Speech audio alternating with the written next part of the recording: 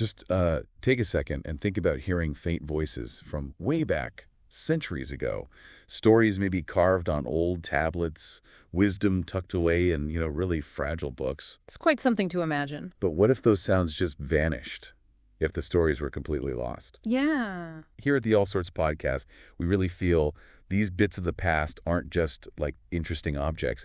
They're absolutely crucial parts of the whole human story. They really are. The threads that connect us. So today, we're diving deep. We're going to uncover why lost history matters so much and celebrate the amazing work being done to keep the past alive for all of us. It's a fascinating journey. If you're feeling that pull, that excitement to explore these hidden treasures with us, please do like this deep dive. Go on, share it with anyone else who loves history, and definitely subscribe to the All Sorts podcast right here on YouTube. Don't miss out. We've got a whole library of other deep dives waiting for you, just waiting to spark your curiosity. And for more behind-the-scenes stuff and insights into all sorts of knowledge, you should follow All Sorts Podcast on X, Instagram, and Threads. Become part of the community. Yeah, come join our discovery community. Our quest today really is to get why preserving history feels so important. We'll look at how history gets lost or broken up and the really inspiring work people do to make sure those past stories keep teaching us now and, shaping what's next. And we'll be pulling from quite a range of sources for this. We will. Discussions on historians tackling missing info, explorations of major lost archives, stuff on why archiving is vital, and even a look at some huge ancient documents that are just gone. Okay, let's break it down. We'll start with how historians deal with, say, missing Royal Navy records. Then we'll look at some big examples of lost archives historically. Right. And the methods used to archive things. Exactly. And those key ancient documents we've lost. We'll also touch on a Reddit chat about lost knowledge and how digital preservation fits in today. So the mission, then, is really to tie all this together, understand not just what we've lost, but the deep why behind preserving it and the clever ways we're trying to do that now. Okay, let's start with that basic problem for historians. Yeah. What do you do when the main evidence is just not there? Yeah, it's a huge hurdle. Our first source from OUP blog throws us right into this with the Royal Navy before World War I. Key primary sources, official documents, logs, memos just vanished. And what's really interesting here is how deliberate some of this seems.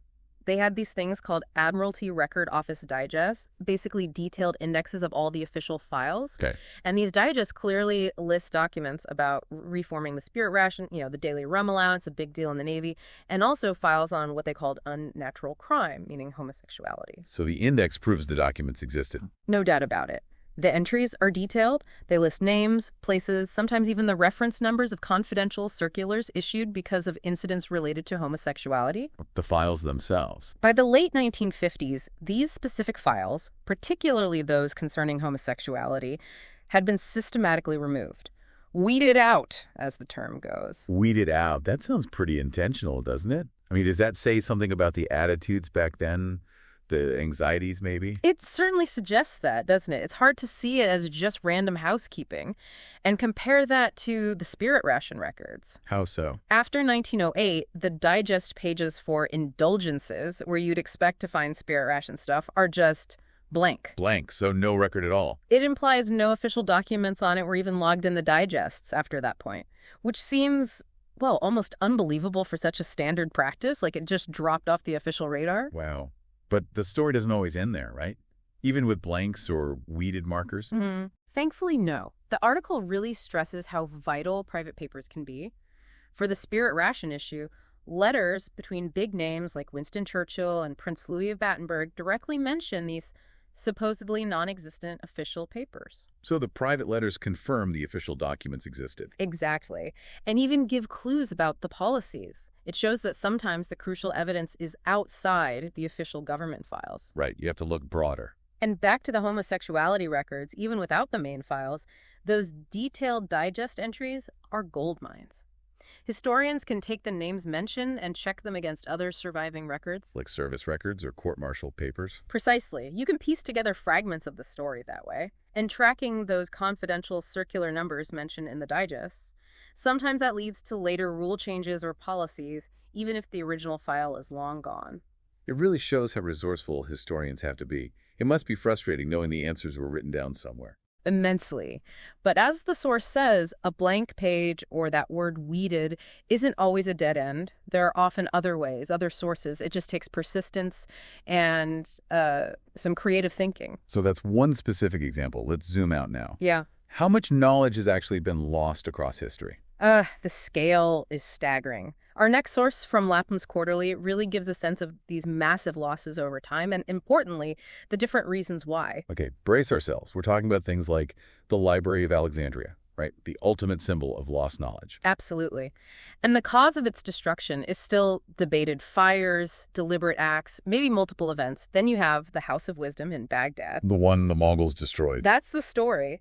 Supposedly, through so many books into the Tigris, the river ran black with ink, a center of learning just wiped out. It's hard to even picture. And it happened everywhere, didn't it? All over. Think of the Mayan codices in the Americas. The Spanish conquistadors deliberately burned almost all of them. Only a tiny few survive, hinting at this vast knowledge system that was destroyed. Such a deliberate act of cultural erasure. And then there's the Institute for Sex Research in Berlin. Its library and archives, groundbreaking stuff, incinerated by the Nazis, or the Fox film Vault Fire, nearly all their silent movies, gone. Just like that.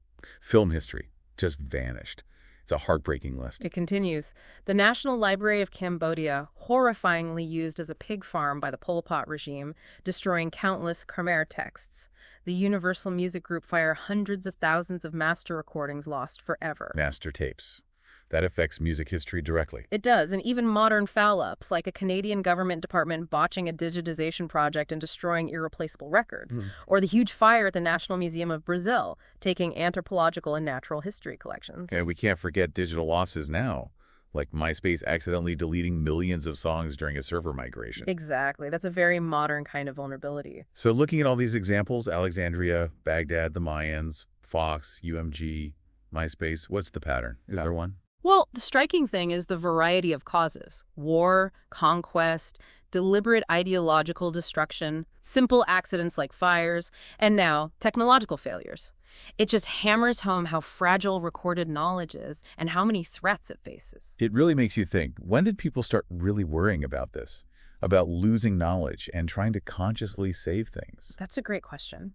Our next source, from the Public Domain Review, looks at this through the lens of the Renaissance. The Renaissance? How so? It focuses on Sir Thomas Browne and his really interesting work called Museum Clausum, the closed museum. A closed museum. What does that mean? Well, it wasn't a real museum with walls and exhibits. It was more like an imaginary inventory, a catalog he wrote listing amazing books, paintings, curiosities that were either incredibly rare or totally lost by the 17th century. So he made a list of lost things. Why? It seems to reflect this deep anxiety in the early modern period about knowledge being lost forever. Remember, this is before mass printing, definitely before digital backups. Losing a single manuscript could mean it was gone for good. The legend of the lost library of Alexandria really loomed large for these Renaissance thinkers. Okay, so Browne, who was apparently interested in everything from medicine to archaeology. A real polymath. He was really tuned into this idea of historical loss.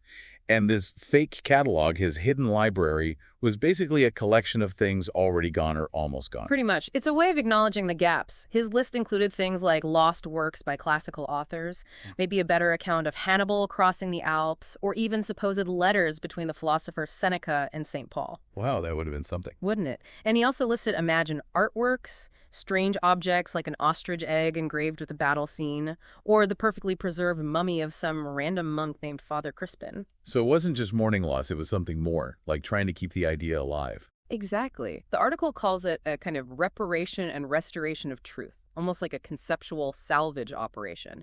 Even though the things were gone, listing them, imagining them, was a way to fight against complete forgetting. A salvage operation for intellectual recovery. I like that. It shows this growing awareness that history was fragile. Precisely. Browne's work, even with its imaginative bits, shows this deep sense that so much had already vanished. Cataloging the absences, the gaps, highlights this growing feeling that we need to actively preserve knowledge against, as the article says, the ravages of time and forgetfulness. Which brings us nicely to why we care so much about preserving archives now. Our next source from DigiTechX gets into the why for today. Right. So this piece defines historical archives simply as collections of primary source materials, diaries, letters, photos, government docs, that sort of thing, kept specifically because they have lasting historical value. Okay, standard definition.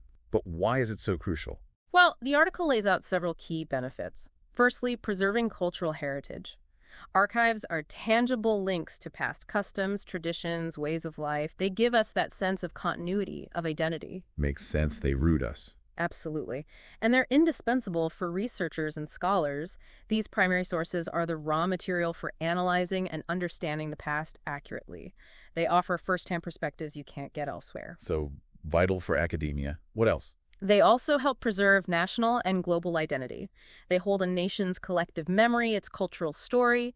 They define origins, inspire creativity, and crucially, they support accountability and transparency. How so? Accountability. By providing evidence, we can use archives to examine the past actions of people, institutions, governments, hold them accountable. The record speaks for itself, or should. And now, of course, we have the digital age, which has completely changed the game for preservation. Digitization, right? Making Yeah. digital copies. Exactly. Converting fragile, old materials into digital formats. This means we can store them more securely, provide online access to way more people, and create multiple copies, which really helps with long-term survival. And companies like DigiTechX specialize in this. Yes, they have the tech and expertise to handle delicate old materials, even in different languages, often on a really large scale. So preserving archives, whether physical or digital, isn't just about looking backward. Not at all.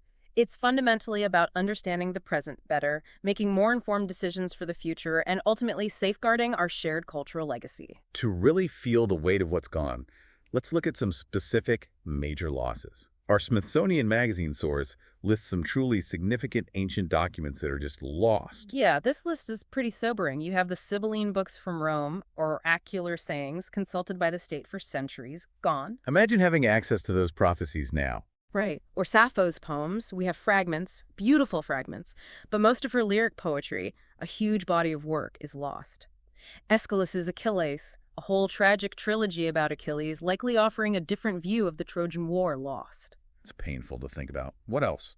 Well, we mentioned the Mayan codices, thousands burned, only a few survive. The original Sanskrit Panchatantra, those ancient Indian animal fables, is gone. We only have translations. So the original nuance is lost. Potentially, yes. Most of the Zoroastrian Avesta, the holy book of ancient Persia, lost. Confucius supposedly wrote a sixth classic, all about music, probably destroyed. A whole classic on music by Confucius. Wow. Then there's the Yongle Encyclopedia from China, an immense work, something like 11,000 volumes, almost all gone. 11,000. That's unbelievable. And Ibn al-Haytham, a brilliant Arab scientist, he wrote numerous important treatises, but many are lost. Even texts mentioned in the Bible, like the Book of the Chronicles of the Kings of Israel, are now lost themselves. So texts that were foundational even to other foundational texts are gone.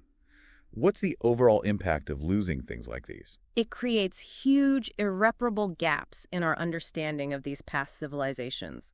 Their beliefs, their science, art, their stories, each loss diminishes our collective human story. This connects really well to another source we looked at, that Reddit discussion, where people shared what they thought were the biggest losses of knowledge. Yeah, that was fascinating. It showed what really resonates with people today. The destruction of the House of Wisdom in Baghdad came up again and again. People really feel the loss of those translated Greek texts that were saved there for a time. Right, knowledge preserved and then lost again.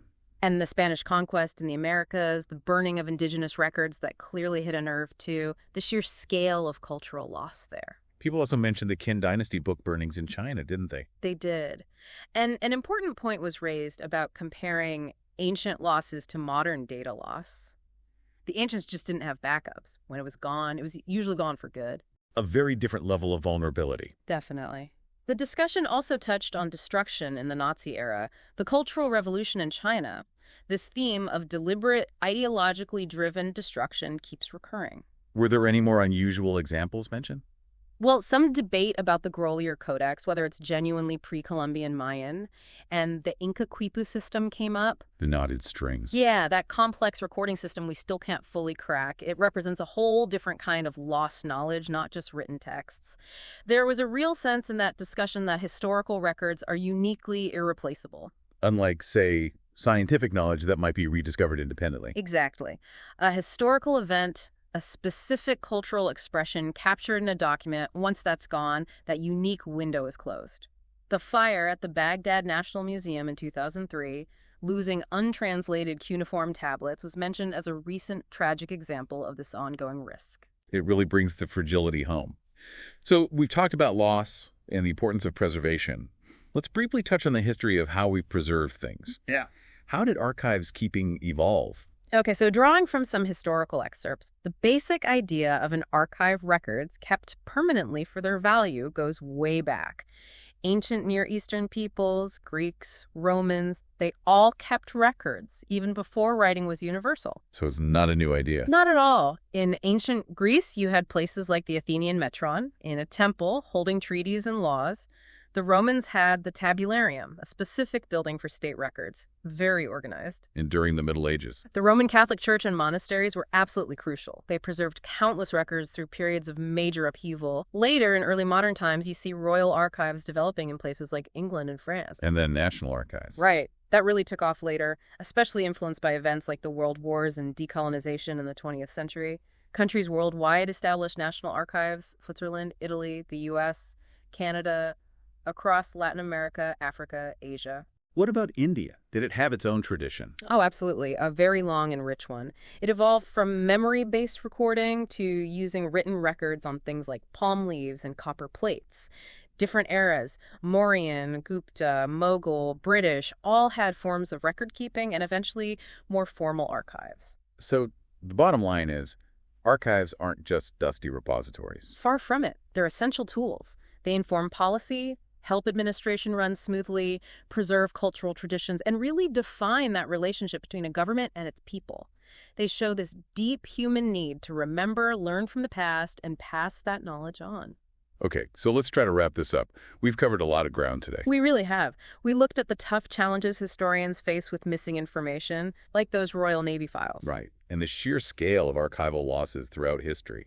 Alexandria, Baghdad, Mayan codices, fires, digital deletion, all sorts of reasons. And that early awareness, like with Thomas Brown, that knowledge is fragile and needs conscious effort to preserve. We also dug into why archives are so vital for culture, research, identity, accountability. And how the digital age is changing preservation, offering new tools, but also new vulnerabilities. And finally, those heartbreaking examples of specific lost treasures, Sappho's poems, the Yongle Encyclopedia, things will likely never recover fully. It leaves you with a profound sense of what's missing, but also, hopefully, an appreciation for what we do have and the effort it takes to keep it.